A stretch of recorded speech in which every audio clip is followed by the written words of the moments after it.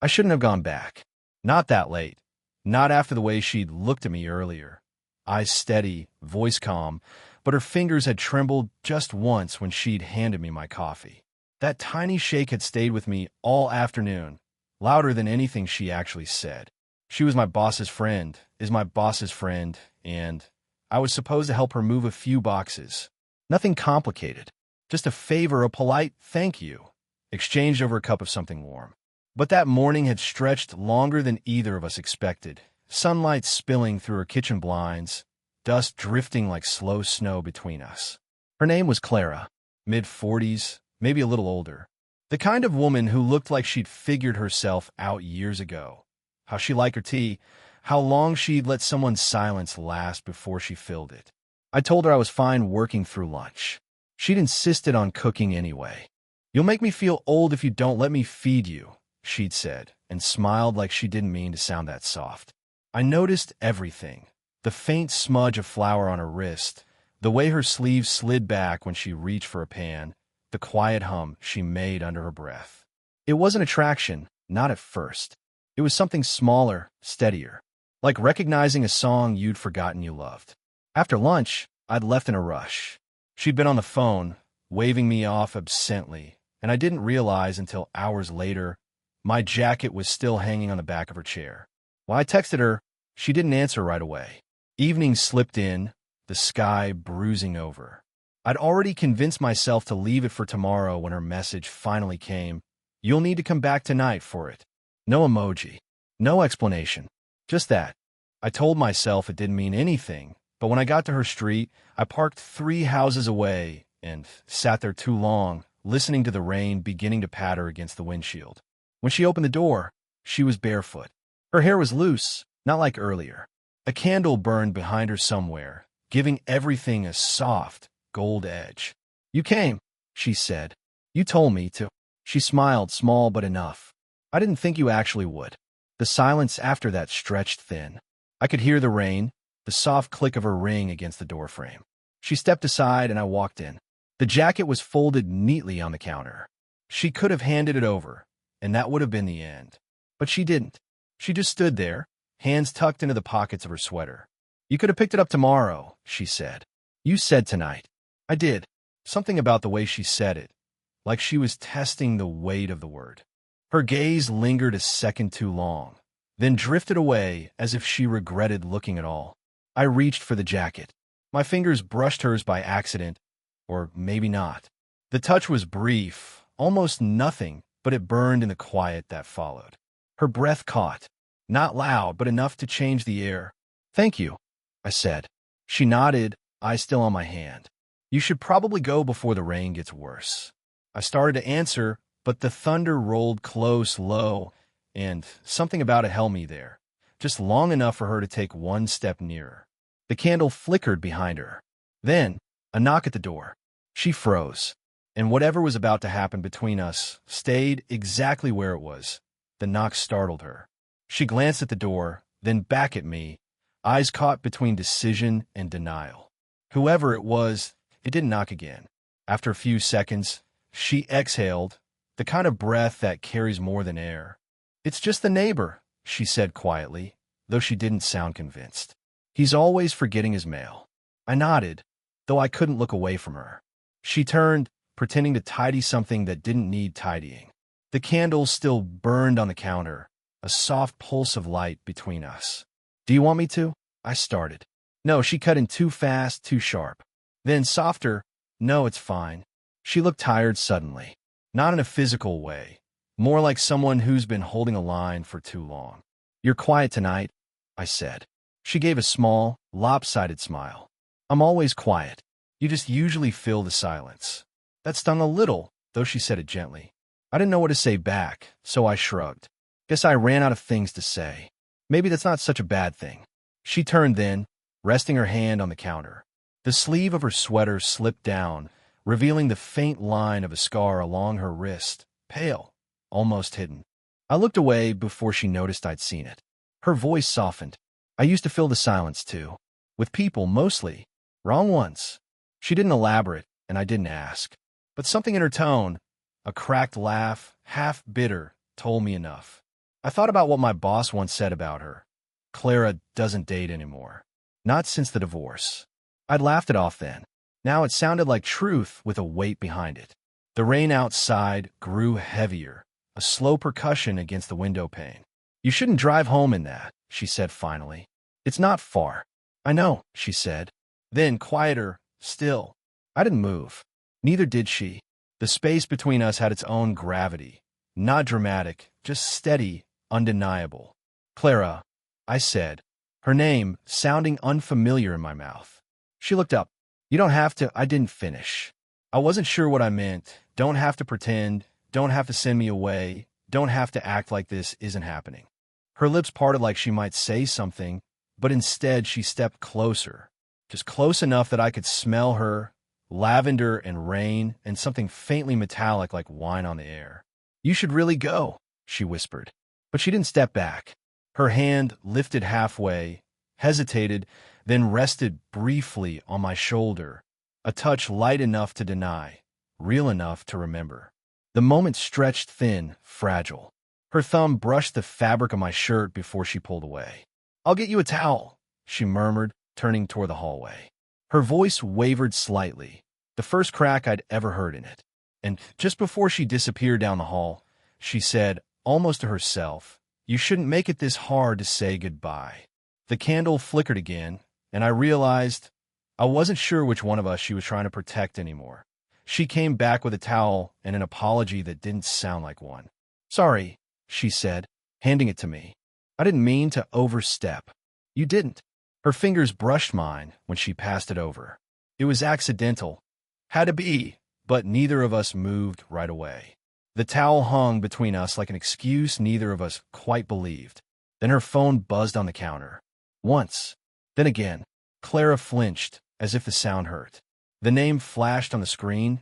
Daniel. Work. And for a second, I thought she wouldn't answer. But she did, forcing her tone into something lighter. Hey, yes. I'm home. Everything's fine. No, just the kid from the office helping me move boxes. Yeah, him. Her eyes darted to mine at that. Him, and stayed there while she lied. No, he's just leaving. Uh-huh. Good night. She ended the call, but didn't move. The air between us thickened, heavy with the words she hadn't said aloud. Secret. You didn't have to, I began. I did, she cut in.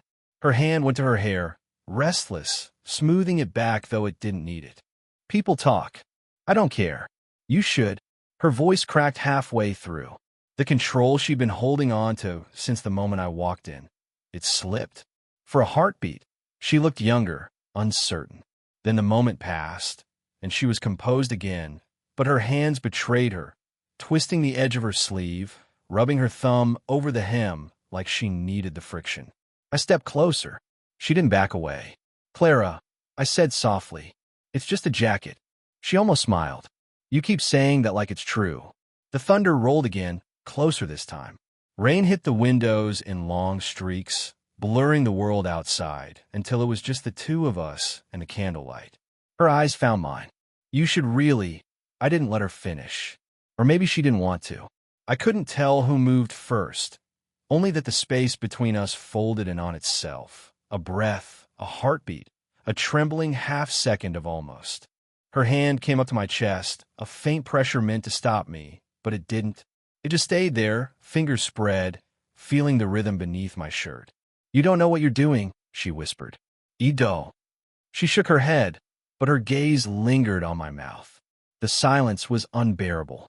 Every small sound, the rain, her breathing, the faint scrape of her ring against my collarbone, filled the room like static. And then, another interruption. A ding.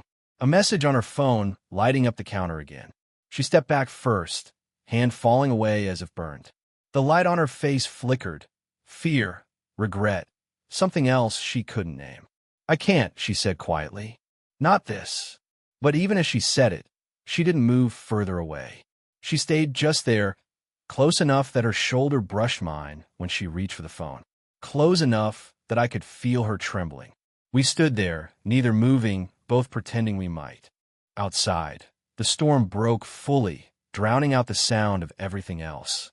And somehow, that made it worse, because in that noise, We both stopped pretending we didn't want to. The storm hadn't eased. Hours blurred between thunder and silence. Both of us pretending there was a reason I was still there. Clara sat on the couch now, knees drawn close, her sweater slipping off one shoulder. I stood by the window, watching rain streak across the glass. The candle had burned low, wax pooled around the base, its light softer but somehow sharper too, the kind that finds every flaw. "You're still here," she said finally. "You didn't tell me to leave." Her laugh came quiet, bitter, like she was mocking herself. "You listen too closely. I think you like that I do." That stopped her. For a moment, the air felt thinner, like we were running out of it. She turned her head slowly, eyes finding mine across the dim room. "Don't," she whispered. "Don't make me feel. I'm not making you feel anything," I said, but even as the words left my mouth, I knew they weren't true. I was. She knew it too. She looked away, fingers tightening around her mug. "You think this is simple. That I don't think anything," I interrupted. "Except that I can't stop thinking about you." The mug hit the table harder than she meant it to. Coffee sloshed over the rim. She didn't move to clean it. "Don't say that." "Why not?" "Because it's not supposed to be said. Not like that. Not by you." Her voice broke on you. I crossed the room before I thought better of it. She didn't move as I sat beside her, close enough that her knee brushed mine. She kept her eyes down, but I could see the pulse in her throat, unsteady. "You think I don't notice?" I said. "The way you look at me when you think I'm not paying attention." Her breath hitched, so faint I almost missed it. "I notice everything, Clara." "Stop." But she didn't mean it. Not really. Her hand went to her hair, and when I reached out to brush a strand from her cheek, she didn't pull away. The touch was nothing, barely there, but her skin warmed under my fingers. "This is wrong," she whispered. "Then why aren't you moving?" She finally looked up, and whatever she'd been holding back cracked open. "Fear, want, guilt, all of it." "You're too young," she said, voice trembling. "You don't know how this ends." "Then tell me."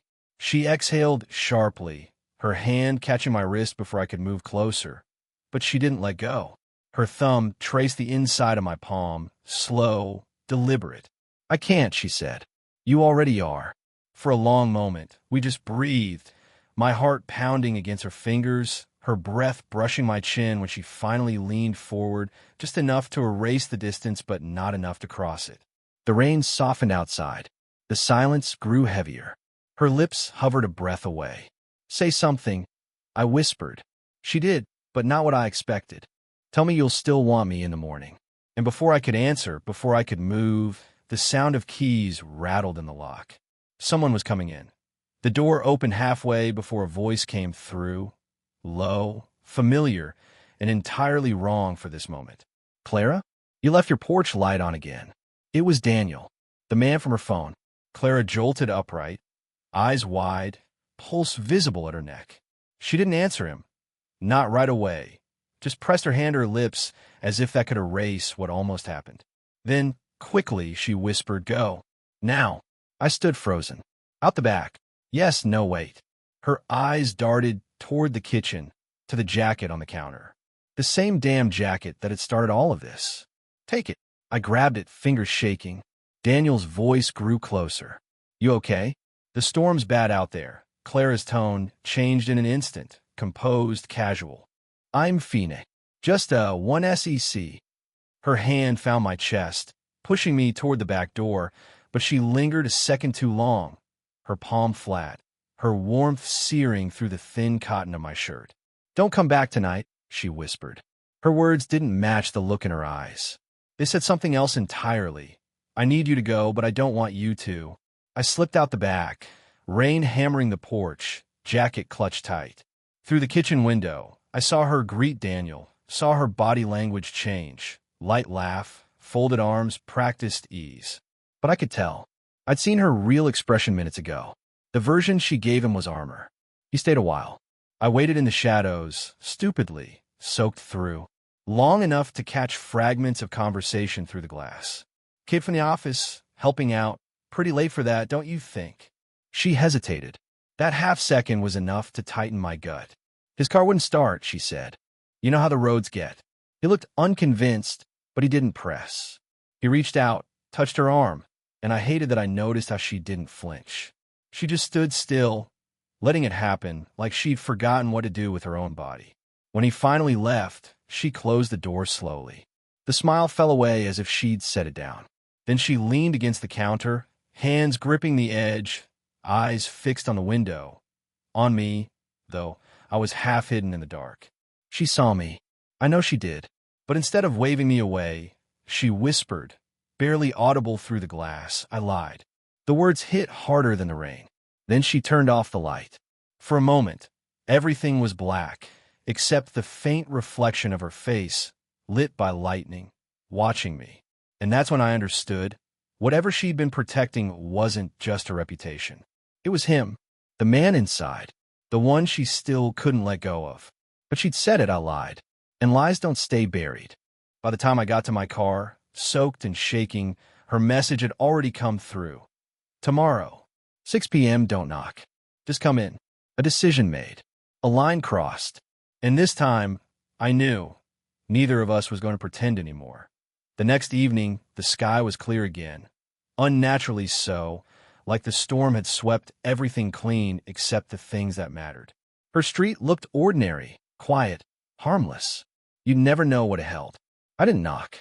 The door was unlocked, just like she'd said. Inside, the lights were low, just that same candle, a new one maybe, burning soft on the counter. She was there, waiting. No muck-up. Hair tied back. A glass of wine untouched beside her. You came, she said. You told me to. That doesn't mean you should have. I didn't want to wonder what would have happened if I didn't. Something in her face shifted, a flicker of recognition or surrender. She gestured toward the kitchen table, but neither of us moved. The air felt heavy with things unsaid. Daniel stopped by again this morning, she said quietly. He asked if I was seeing someone. I swallowed. And I told him no. Was that another lie? Her eyes found mine. I don't know yet. That silence, it said everything. I stepped closer. The floor creaked under me, soft and deliberate. She didn't back away this time. I shouldn't have texted you, she murmured. You wanted me here. She laughed once, breathless, shaking her head. You shouldn't know me well enough to say that. Too late. When I stopped, there was barely space between us. Her hand brushed against mine, as if testing gravity itself. Her breath hitched.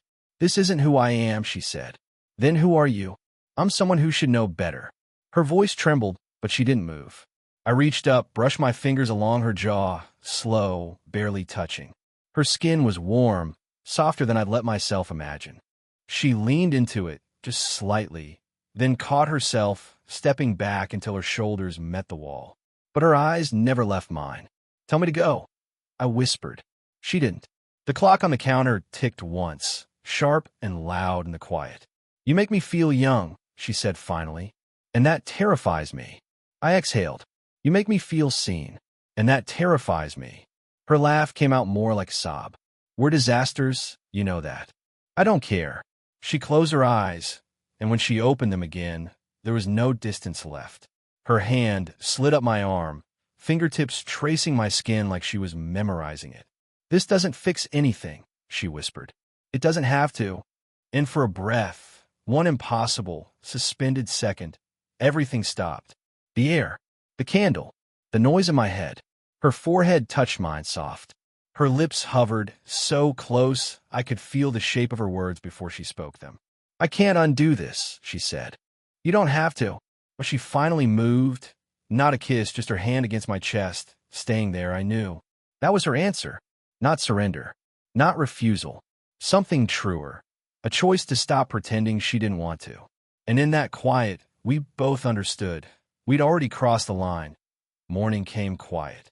No storm. No interruptions. Just sunlight easing through her kitchen blinds, warming the counter where the candle had burned out sometime before dawn. I was still there. Not by accident this time. Clara moved around softly, barefoot, a mug in each hand. She didn't say anything at first, just placed one in front of me and sat across the table. No makeup, hair a little messy. The kind of unguarded real I'd never seen on her before. I didn't sleep much, she said finally. Me neither. She smiled faintly. Guilt looks good on you. I couldn't help it. I laughed. The sound startled both of us. You mean it looks familiar on you? That earned a small, honest grin. Touché. For a while, we just sat there, the air softer than it had any right to be. The house smelled like rain and coffee and something that almost felt like peace. I keep thinking about what you said, she murmured. About feeling seen. Yeah, I haven't felt that way in years. She stared in her cup, then looked up. And I hate that it came from someone half my age. That's not what this is about, I said. She tilted her head, skeptical but curious. Then what is it about? I hesitated. It's about finding someone who makes you feel alive again. Doesn't matter how old they are. Her eyes softened at that. You really believe that? I do now. The clock ticked, quiet and steady. She reached across the table, tentative at first, then certain, her fingers finding mine.